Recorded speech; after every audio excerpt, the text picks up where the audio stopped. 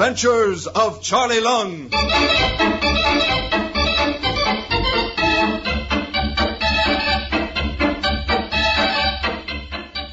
All the voices of all the characters you're about to hear come from the throat of one man, Charlie Lung, the man of 100 voices.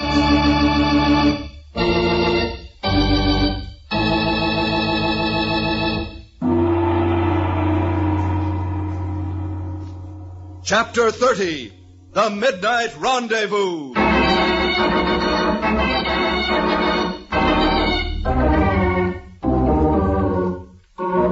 And now for the adventures of Charlie Lung. At the Lazy Y Ranch in Arizona, a chain of exciting events is unfolding. El Lobo, banded scourge of the Badlands, whom all thought dead, reappears and tells of his miraculous escape from death and how he was nursed back to life at the little mission of La Rosita. He then promises to dedicate the life given back to riding on the side of law and order. Gold Pan Jeffers and his riders, believing El Lobo will keep his promise, return his magnificent mare Lorena. Then Gold Pan Jeffers receives a message from his ex-foreman, the double-crossing Steve Cody, a challenge to meet him in an open gun battle at Tico City. The gray-haired Jeffers prepares to leave for the gun duel, but is tricked by El Lobo, who, wishing to show his gratitude, rides in Jeffers' place. Upon arrival at the little cow town of Tico City, El Lobo sends the blacksmith to tell the bull-necked Steve Cody he is going to have to face him instead of old Jeffers. As the battered clock before the general store chimes 12, the street empties until only the two grim men remain. From the south, the stocky figure of Steve Cody, guns already drawn, cautiously moves up the winding road, seeking cover behind every storefront and abutment. From the north, the black-garbed El Lobo walks with the stealthy step of his namesake, the wolf. Soon I am going to meet Senor Cody, huh? You two gun must shoot straight for me this time. You must come out from the holster like striking rattlesnake. As the distance between the two tense, stalking figures shortens, Steve Cody crouches lower and checks his guns again to be sure they're ready for the kill.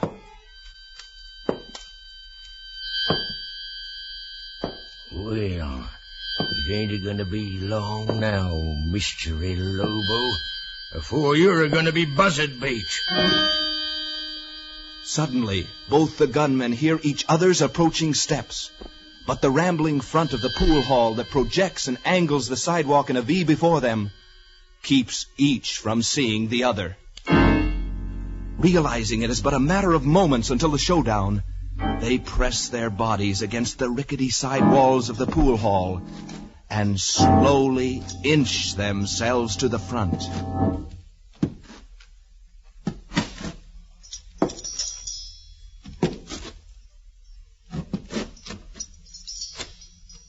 Then they come face to face.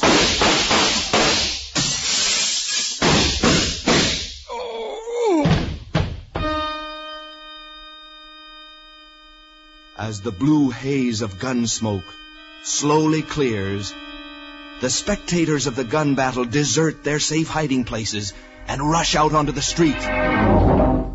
Before them, both smoking guns in hand, El Lobo stands motionless, while stretched on the narrow walk a few yards away is the still figure of Steve Cody. First to reach him is old Doc Rafferty, who stoops for a quick examination. As he looks up, El Lobo walks toward him. Senor Doctor, this is Steve Cody. How bad is he hurt, huh? Well, the saints be praised, as near as I can see. He's just got a bullet grazed alongside of his head. Sure, and he's not going to die, I can tell you. Bueno, I do not want for him to die. By all the lakes and islands, you don't want him to die. No, senor. I only tried to wing him. I could have easily killed him. Now, I give him to Gold Pan Jeffer, and he will turn him over to the law. And I've got a gun in your back, El Lobo, that says you have a bill to pay to the law, too. Get your hands up. Caramba! Whoever you are, you have drop on me, but only because you fight from the back. Now your guns. Yeah. Thank you. So, you are Tico City Sheriff, huh? That's right. Sheriff Cornell, better known to my friends as Gentleman Cornell. Your friend make one big mistake, senor. Indeed. See, gentlemen do not fight from the back. We'll discuss that when I get you to the jail. Why'd you throw me in jail? Because you can't come to Tico City and shoot people in cold blood. That's why. Caramba. But I beat this hombre in fair fight. So now you frame me, huh? We'll let the judge decide that tomorrow. Ho, Benson. Yeah, whoa. Easy there, Sheriff. Ho. Whoa, Marty, stop your horses. Stop. All right. Come on, get out there, Charlie. Let's get going. Well, El Lobo, we rode here as fast as we could. So, you met up with Steve Cody, did you? Ho. You winged him, huh? Dandy. Senor Jeffer. But now, the sheriff, Gentleman Cornell, he want to take me to the jailhouse. Huh? Jailhouse? Say, you crazy, Sheriff? This here was a fair fight. Nevertheless, I'm taking El Lobo to jail. Yeah. Bound and determined, huh? That's right. Now, get going, El Lobo. Up to the jail with you. Oh, what's the matter, you? You crazy? Mr. El Lobo, he not a bad man anymore. He's a good man. Go. Oh, go on, pipe down, Charlie. It ain't no good. That monkey gonna put him in the jail out there for sure. Why, that cheap-side, whining, smooth-talking dude, he had a fool of me, none. No, sirree. Gentleman Cornell, he don't remember me, but ding busted, I remember him. Oh, you might give me to him before, Mr. Jeffer? That burn right I did. And furthermore, he weren't no sheriff. No, sirree. See, what was it then, sir? He was a cheap gambler. Why, they run him out of Los Guamas in New Mexico for crooked dealing. And now he's a-dealing a crooked hand to El Lobo. Well, El Lobo had the gizzard to ride down here to fight Cody for me, didn't he? Now I'm going to stay right here and put El Lobo to rights. Yes, sirree.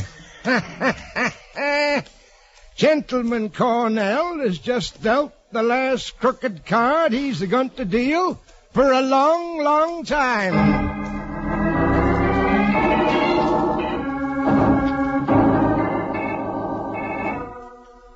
As Sheriff Cornell, followed by a curious crowd, marches El Lobo toward the Tico City jail, Gold Pan, Cyclone, and Charlie ride to the Antlers Hotel.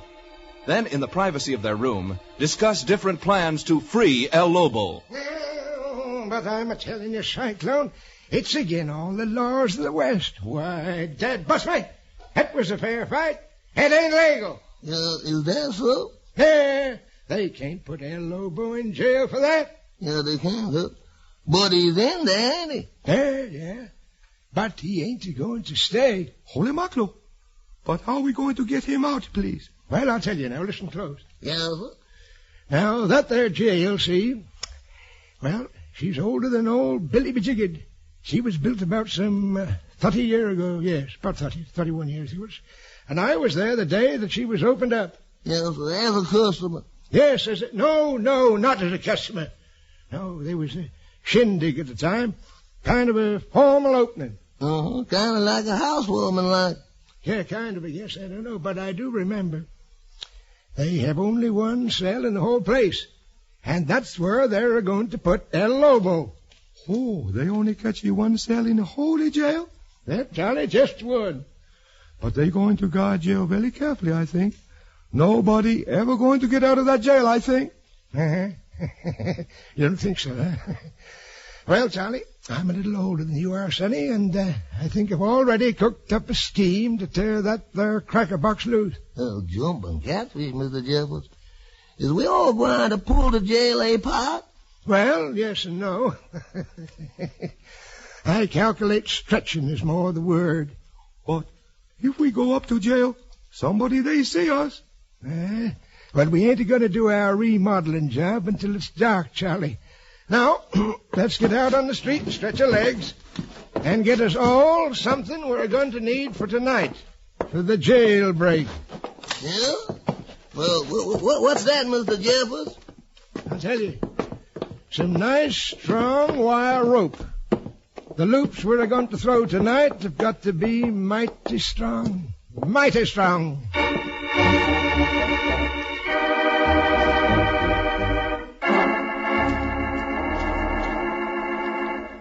Quickly, Jeffers, Cyclone, and Charlie leave the hotel and walk to the hardware store. Goldpan buys 3 pieces of wire rope, each the same length as a lariat. Then they return to the hotel to discuss his plan to stretch the Tico City jail.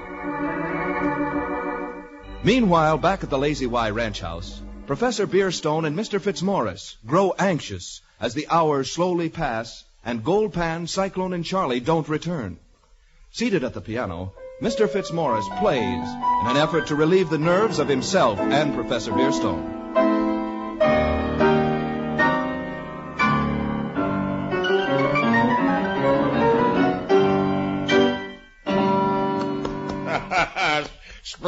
Splendid, Mr. Fitzmaurice.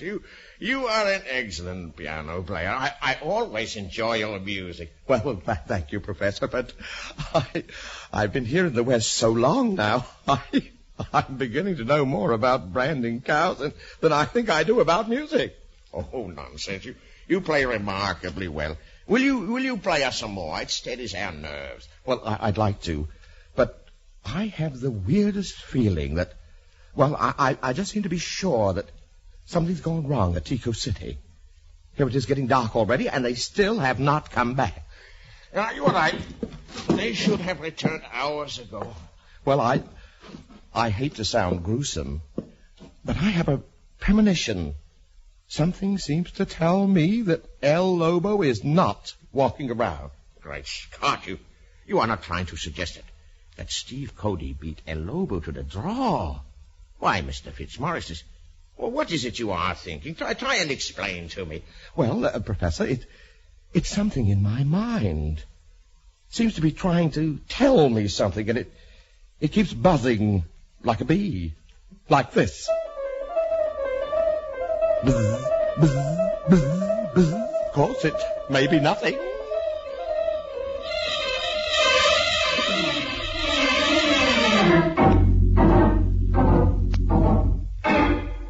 As night mantles the little cow town of Tico City, behind the locked door of their room in the Antlers Hotel, Goldpan Jeffers, Cyclone, and Charlie work frantically over the newly bought lengths of wire rope.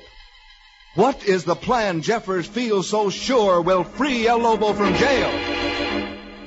Will they succeed? Or will fate take the side of the ex-gambler sheriff, Gentleman Cornell? Listen!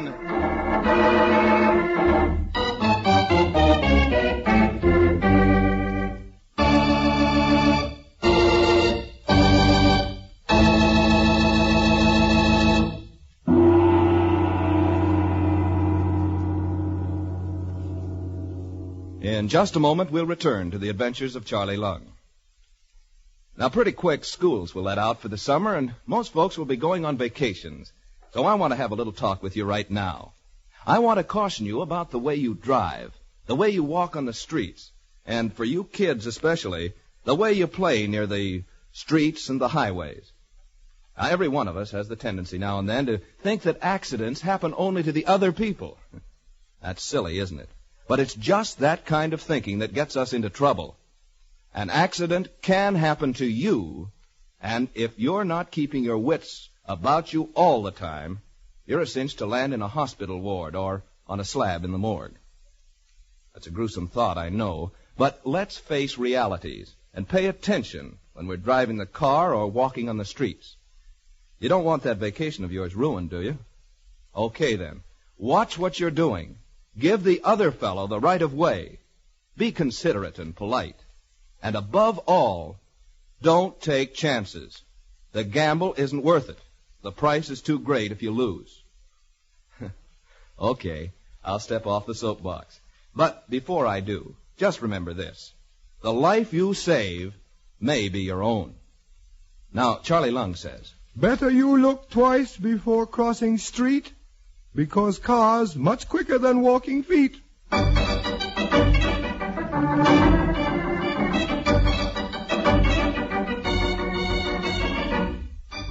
And now back to the adventures of Charlie Lung. As a full moon rises in the heavens over the small cow town of Tico City, a tense human drama is about to unfold. El Lobo, the reformed bandit, who at high noon beat the crooked Steve Cody in a fair gunfight, has been thrown in jail by the dishonest sheriff, Gentleman Cornell. Meanwhile, in their hotel room, Goldpan Jeffers, Cyclone, and Charlie work frantically on the lengths of wire rope that Jeffers vows will free the falsely imprisoned El Lobo. At the Tico City jail, Sheriff Cornell walks up to the barred door of El Lobo's cell. El Lobo! El Lobo! Come over here to the cell door. What do you want with me? I prefer to sleep than talk with cheap tin horn who framed me into jail. Oh, forgive me. I thought you might be interested in getting out of jail. What do you mean, get out? Oh, now I detect a little interest. Step lively and listen to me. Oh, you are going to let me out of jail, huh? Well, that depends some on you. What do you mean? El Lobo, I understand you have a considerable amount of money that you made by selling rustled beef. Caramba, what good does money do for me if I'm in jailhouse? Well, none at all, of course. But as I could use a little extra money right now, we might be able to work out some kind of a deal. You might get out of jail, and I might get the money. Right? So that is it, huh? Why, you cheap double-cross. You come to... Never mind. I am excited. How much money you want, Senor Sheriff? $1,000. 1,000? That is a lot of money, Senor. El Lobo, sometimes freedom comes rather high. But if you prefer staying in jail, then you stay in. Wait, amigo. I will pay you. I'll pay anything to be free. Well, I thought that you'd see it my way. Now, how do I get the 1,000? I know you don't have it with you. No, senor. But I have key to room where it is hidden. Oh, very well, then give me the key. Tell me the location of the room and where the money is. And you have the word of Gentleman Cornell. You shall be freed. Gracias, senor. Come closer to the cell door. I can give the keys to you. Hold your land and higher, so I can see which is right key. Which of these keys on the ring is it here? I hold them up close to the bar to point it out. Bueno. Not that big key there, but this! You do not think I will hit you through cell door, huh? Why, you cheap double-crosser.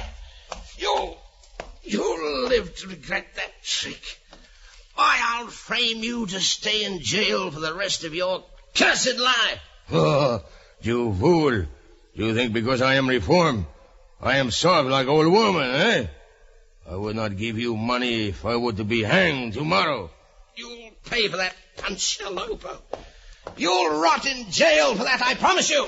I promise you!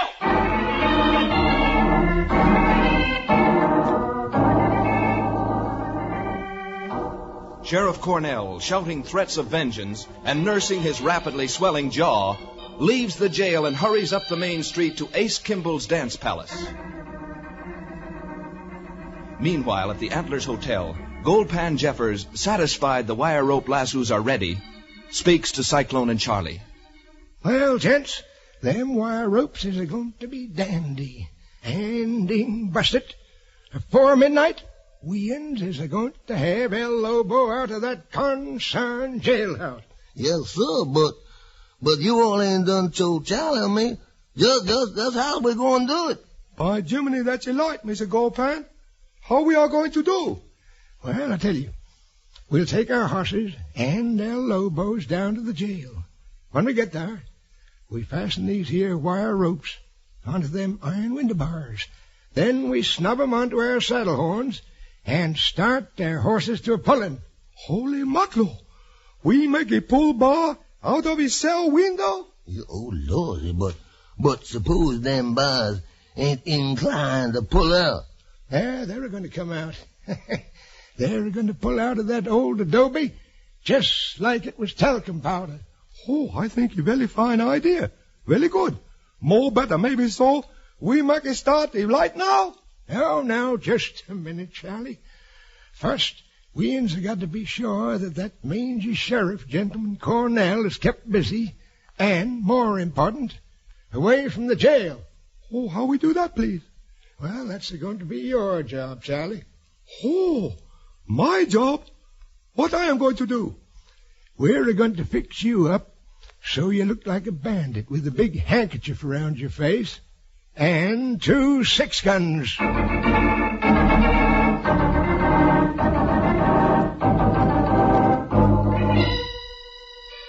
Charlie and Cyclone, wide-eyed at Jeffers' last remark, follow him down onto the street. After a few moments, they stop in front of the gaily lit Golden Nugget Casino. Jeffers leads them into the shadow of one of its many entrance halls. Glancing around, he motions Charlie and Cyclone closer. Now, gents, if when we're going to get El Lobo out to jail, we're going to have to act fast here. Now, Charlie, at exactly midnight, you're going to go in through that door there and start a shooting ruckus in the casino. Oh, I make it do 12 o'clock. Yep. Then start a firing at them big oil lamps a-hanging from the ceiling and start to yelling loud, mighty loud, "Sheriff, Sheriff, Sheriff!" That's going to start a panic in there, and that 2-bit sheriff will come a-running this way. See, doggone, that's a fine idea. But what you want me to do, Mr. Jeffers? Well, listen, I tell you. Now, Cyclone, I want you to get all the horses and hightail them there to the jailhouse at exactly midnight. Yes, sir. I'm going to do it. Well, it's mighty near 12 now, so get to going there. Yes, sir. I'll leave them. I'll have the horses there just about 12. Sure enough, sir. Now, Charlie boy, turn around here. I want you to tie this handkerchief around your face for a mask. Oh, all right. I tie on your face. Yeah, tie it tight there. Now cover everything but your eyes. That's it, kind of That's it, get up there. Now, good luck to you, Charlie. I'm a-heading for the jail to get them lassos rigged. And for Pete's sake, don't you miss them lights.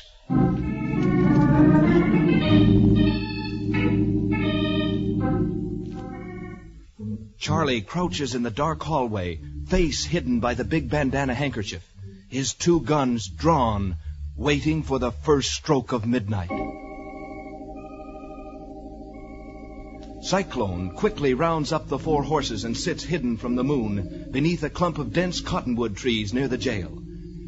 Jeffers slips silently under cover beneath the water tank that stands a few yards from the cell window. Slowly, the minutes drag by. Then, it's the hour for the midnight rendezvous.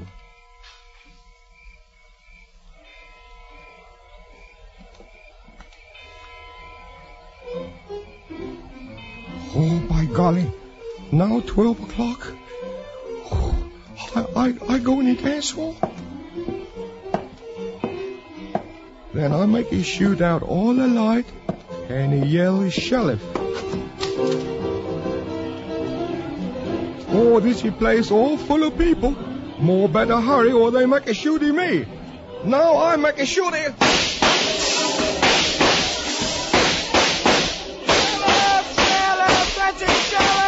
Hey, the lights is out. Get the sheriff here. Sheriff! Sheriff! Get the sheriff! Sheriff! Sheriff!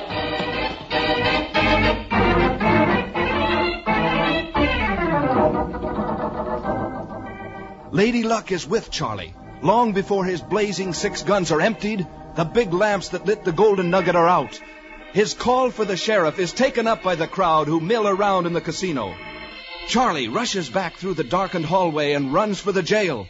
Goldpan Jeffers, with the wire rope lassos rigged on the iron bars of the jail window, waits anxiously outside El Lobo's cell for his 2 companions. Say, El Lobo, I hear the firing at the casino. Charlie must have shut them lights out. All I can say, Senor Jeffries, I hope he doesn't miss them. He ain't going to miss. That little Chinese is a ding-busted good shot. Yes, sir. Hey, come swing with me. Here comes Cyclone with them horses. Yes, Mr. Jello. Oh, Lord. Is everything ready? I done hear Charlie firing there at the Golden Nugget. Yeah, it's all ready. Now get back on your horse. Snub this wire rope to your saddle horn. We ain't got a minute. Yes, sir, sure. Steady now. I put it on you. I've got it fast. All right, then I'll join you. Now, easy there. Say, here comes Charlie. Oh, I come. Oh, I know can make it bleed. Oh, I loading really fast. Hey, Dad, burn it, Charlie. You got all them lights out, did you? Oh, all the light out and everybody calling for the sheriff. Oh, good. Now grab that last rope hanging there from the window bars. Mount and tie her to your saddle horn. Oh, hold on. I do. I get on the horse. Oh, steady. Now I'm making fix it up. He fix it. All right, now, gents, tighten up on them ropes. Yes, sir. Oh, come on here. Easy. Easy. Ho. Now, I've got my rope tied, yes, sir. I let it go, Mr. Goldpan. Dandy. Now, gents, we have got to hit the pull all together. That's the important part of it. So when I tell you, you get them bang tails to moving all at the same time. Say, Lobo, get back from that there cell window, because when we start a-pulling, ain't no telling what's going to break. I stand back, senores. I hope your horse is strong enough to pull the iron bar out. Well, Gumswiglet, in a few seconds we're going to know, ain't we? All right, gents. This is it. Take up the slack there. Easy. Yeah, sir. Come on. All right, now, stow. Steady with the strain, all of you. Get up alongside me there, Charlie. Hold on. I'll let it. Well, fellas, it's now or never. Oh! Hut!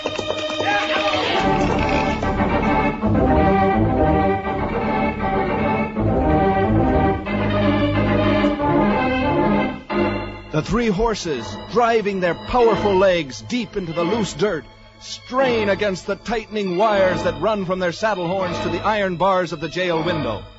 Urged by their riders, the willing horses fling their whole weight against the taut cables that twang and hum under the terrific stress of the load. Will they succeed in liberating El Lobo? Be sure and tune in next week for The Reckoning.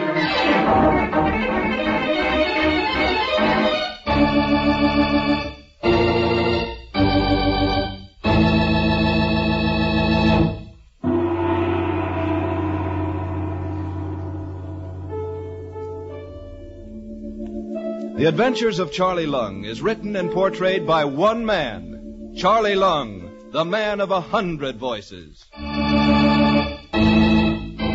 This is Jerry Hendigas saying stay tuned for more of these great old radio classics.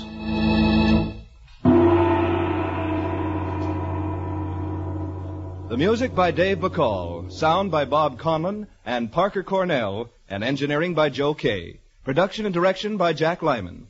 This is Bruce Anson speaking for Hal Gibney from Hollywood's Radio City. This is NBC, the national broadcasting company.